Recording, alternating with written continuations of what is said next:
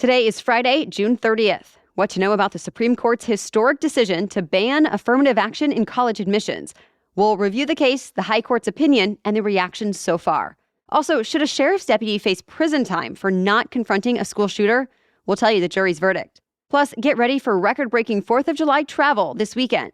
What it could cost you for some Sriracha hot sauce these days as a shortage continues. And how a typo led to thousands of people donating to a good cause. Those stories and more news to know coming up. Welcome to The Newsworthy. All the day's news in around 10 minutes. Fast, fair, fun, and on the go. I'm Erica Mandy. Thanks so much for being here. You ready? Let's do this.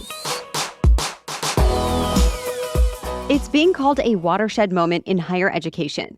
The U.S. Supreme Court voted 6-3 that affirmative action in college admissions is unconstitutional. It scraps decades of precedent, and with that, universities can no longer consider race in admissions. Justices considered challenges out of the University of North Carolina and Harvard. A group called Student for Fair Admissions sued both schools, saying the UNC admissions policy discriminated against white and Asian applicants and that the Harvard one discriminated against Asians. On the other side, the universities and their supporters defended their policies, saying considering race is necessary to make sure their student bodies are diverse. And they say race has always been just one factor in the process. But most justices sided with Students for Fair Admissions, who said the policies amounted to racial stereotyping. Specifically, they said it violated the Equal Protection Clause of the 14th Amendment. That basically says everyone should be treated the same in similar circumstances. Though justices who were against the decision also cited the 14th Amendment, saying by doing away with affirmative action in admissions, the court is, quote, further entrenching racial inequality in education. Now, analysts say schools like Harvard will be the most impacted, since they have extremely competitive admissions programs. But dozens of other institutions take race into account too, and they all now will have to revamp their admissions policies. Prominent Republicans celebrated the ruling, saying the U.S. Constitution should be colorblind. But Democrats condemned it, saying affirmative action is necessary to make up for race discrimination in history. President Biden says his administration will now put out guidance about how colleges can keep diversity without violating the ruling. To hear more about the impact of this decision, how we got to this point, and what some universities have already been doing to prepare for this outcome, check out tomorrow's special edition Saturday episode of The Newsworthy in your podcast feed. For nearly 3 years now, a first-of-its-kind task force has been looking into the idea of compensating some Black people in California for the harms of slavery. And this week, the California Reparations Task Force held its final meeting. Members handed over an extensive 1,100-page report and more than 100 recommendations to state lawmakers. One big takeaway is that the task force said benefits should only go to descendants of enslaved people, not to all Black people in the state. So recipients would have to be able to document their lineage. And even then, the panel did not name an exact dollar amount. Though some economists recommended qualifying California residents receive thousands of dollars a year. The task force also says there needs to be a formal apology to Black people for racist actions, even beyond slavery. Plus, it suggests policy changes like rent caps to historically redlined zip codes and more. Before any money is actually paid or any policy changes are adopted, California's governor and state lawmakers would have to agree. And some people are against the idea, saying new payments and policies would be necessary if the people who were slaves were still around, but that their descendants are not owed reparations. At this point, there's no timeline for when a measure would have to be approved in the legislature. The sheriff's deputy who did not confront the gunman during a 2018 school shooting in Parkland, Florida, was just found not guilty of all criminal charges against him. The shooter ended up killing 17 people at Marjorie Stoneman Douglas High School. At the time, Scott Peterson was the only armed guard assigned to protect the school. So he ended up getting charged with child neglect, among other things. But this week, the jury's verdict was not guilty. Outside the courtroom, Peterson said, quote, the only person to blame was that monster, referring to the shooter who has been sentenced to life in prison. Had Peterson also been found guilty, he could have spent the rest of his life in prison too. But this was a very rare case of a law enforcement officer being prosecuted for not acting during a mass shooting. And legal experts have always said the charges would be difficult to prove since Peterson would have to be considered a caregiver for them to apply. Peterson retired from law enforcement soon after the shooting, but now after being acquitted, he says, quote, got my life back. So remember that Chinese spy balloon that flew over the U.S. before getting shot down by an American fighter jet? Well, now several American defense and intelligence agencies have analyzed the debris and say they've learned a lot from it. For example, they say the balloon was loaded with American-made equipment that helped it collect photos, videos, and other information. Plus, the balloon was equipped with specialized Chinese sensors. And the U.S. says that proves the balloon was meant for spying, not weather monitoring, like the Chinese government claimed. Officials say the balloon did take in data as it passed over the U.S., but it did not appear to send that information back to China. Of course, the balloon being detected and shot down 5 months ago really ramped up tensions between the U.S. and China. But in recent weeks, leaders on both sides have said they want to move past the incident. We are about to kick off what's expected to be the busiest 4th of July travel weekend in history. AAA predicts nearly 51 million Americans will travel at least 50 miles from home over the next few days. Before this, the record was 49 million travelers back in 2019. And now prices are a lot higher. But Americans still seem to have a strong appetite for travel. The weekend is expected to see record numbers of both road trippers and airline passengers. Millions more are expected to travel by bus, train, or cruise. Travel could be pretty bumpy, though.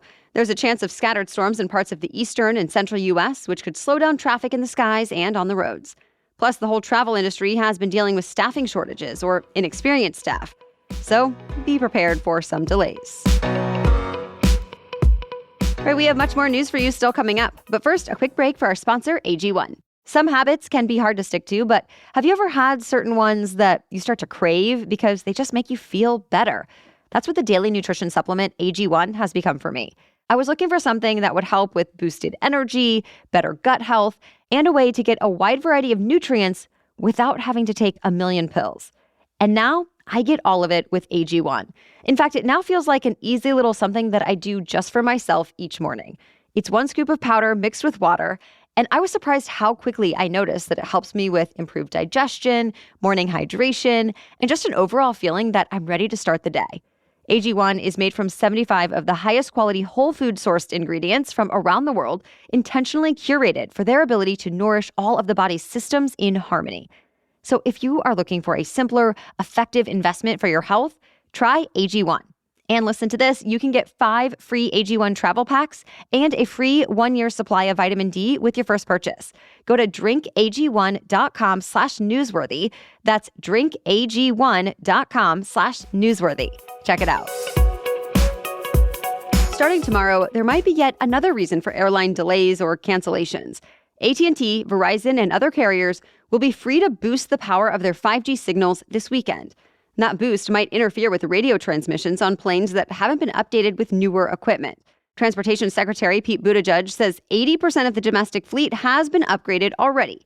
But several airlines like JetBlue and Delta have said not all of their planes have. They're apparently having trouble getting all the equipment because of supply chain problems. Planes that have not been updated could be banned from takeoff or landing when the visibility isn't great, so like during spotty weather. Still, an industry trade group says airlines are confident they'll be able to avoid any big disruptions this weekend. Pretty soon, Canadians will no longer be able to see Canadian news articles in Google search results. Google says it's blocking all links to Canadian publishers in response to a new law that requires digital platforms to pay news outlets. The links will be removed when the law takes effect, though that could take months. Remember, Meta announced the same move last week, saying news will be removed from Facebook and Instagram for all users in Canada. Both tech giants have argued the law would unfairly force them to pay for content that doesn't have any economic benefits. Google went a step further, saying it actually helps news publishers make money since its platform offers exposure that leads to new subscriptions. But the Canadian government says it will bring needed revenue to the Canadian media industry that saw 450 outlets close between 2008 and 2021. Just this month, a bill was introduced in the U.S. Senate that would also force tech platforms to pay news publishers for content, but it's not clear how likely that one is to pass. So stay tuned. For years now, there's been a shortage of Sriracha hot sauce. And now the popular red bottles with green tops and rooster logos are going wild on the secondary market. On Amazon, you'll pay up to $124 for a 2-pack, though typically a bottle only costs about $4 or $5 at the grocery store. Prices have also been high on eBay, but the bottles have apparently been selling anyway. Cult favorite Sriracha maker Wei Fong Foods says the problem is droughts in Mexico, and it's killed off essential pepper crops. And for now, it has no timeline for when the supply will increase. To get this, one company has taken the trend of small purses to an extreme and made some big money off of it. The so-called microscopic handbag, that's actually smaller than a grain of salt, was sold for nearly $64,000 at auction. It's a fluorescent yellow-green tote that appears to be based on a popular Louis Vuitton design, though Louis Vuitton was not actually involved with this. The microscopic handbag was created using 3D printing technology, and it actually can fit through the eye of a needle. So far, the winning bidder for the purse has not come forward, but they'll be able to put it on display since it comes with its own microscope. That's it for the main news today, so now it's time for Feel Good Friday, when we bring you one extra feel-good or positive news story before the weekend. And today we are talking about how one mistake turned into a huge fundraising boom from around the world. A California man named Michael wanted to donate to an organization that helps underprivileged people in northern Bangladesh. Michael decided to give $150. Well, he made a pretty huge typo and accidentally committed $15,000. After a quick panic, he made a phone call and found out he could get a refund. But the problem is the charity had already seen the $15,000 donation, and organizers were blown away, saying it's far beyond anything they've ever received. Michael started getting messages, pictures, and videos of impoverished, hungry people in Bangladesh thanking him by name for his kind donation. And he felt absolutely awful taking the donation back. So he donated $1,500 himself and then posted about this story on Reddit, hoping to inspire other people to donate. And they stepped up in a huge way. In only a few weeks, people all around the world saw Michael's post and ended up donating more than $120,000 for Bangladesh relief. The organization says the money has already made a huge difference. All right, before we go, we have a quick reminder for you. Today is the last day of our launch sale for our new merch. Get up to 35% off the newsworthy shirts, stickers, mugs, cell phone cases, totes, and more. Thank you so much to everyone who is supporting the show in this way. Also, instead of a second sponsor today, here's a reminder to add another podcast to your playlist called The Jordan Harbinger Show. It's won a bunch of podcast awards for good reason. I know Jordan personally, and he is a great interviewer. He goes in depth with all types of fascinating guests, like the conversation he had with an undercover FBI agent who builds relationships with potential terrorists, or another episode that tells the story of a cinematographer who discovered a lost city in the jungle and made one of the most important archaeological finds of the century.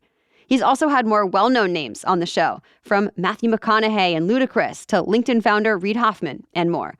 Jordan has a gift for getting his guests to reveal never-been-heard-before stories and insights so we can all learn from their unique superpowers. He also has other helpful types of episodes like how to quit your job the right way. So go check it out. Search The Jordan Harbinger Show. That's Harbinger, H-A-R-B as in boy, I-N as in Nancy, G-E-R. Wherever you listen to podcasts, add it to your playlist for After the Newsworthy when you need something to listen to that's longer than 10 minutes. We hope you love it. Of course, we'll be back right here with the special edition Saturday episode tomorrow, and then your next Fast, Fair, Fun Daily News Roundup on Monday. For now, thank you so much again for joining us today, and have a great weekend.